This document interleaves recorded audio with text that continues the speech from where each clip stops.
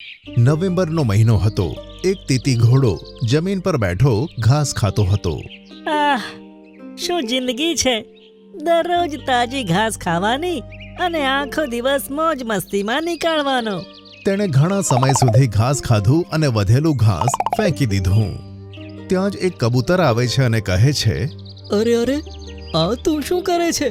જેટલી ઘાસ ખાવી હતી તેટલી જ તોડવી હતી ને. હવે આ તૂટેલી ઘાસ રાત સુધી તો સુકાઈ જશે. અરે ઘાસ એની મેતે ઉગી છે, તે ઉગાડી છે કે આટલો બધો હિસાબ કિતાબ કરે છે? હું તો આમ જ ખાઉં છું.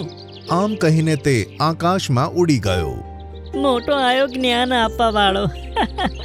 તે થોડી વાર ઉડતો રહ્યો અને પછી તેને જમીન પર એક ટામેટું જોવા મળ્યું. અરે વાહ, ટામેટું! તે ટામેટા પાસે ગયો અને પછી ખુશ થઈને આ ગીત ગાવા લાગ્યો. આ ટમાટર બડે મજેદાર, આ ટમાટર બડે મજેદાર, ઉફ ટમાટર બડે મજેદાર. જલ્દીથી તે ટામેટા ઉપર બેઠો અને પછી ફટાફટ ખાવા લાગ્યો.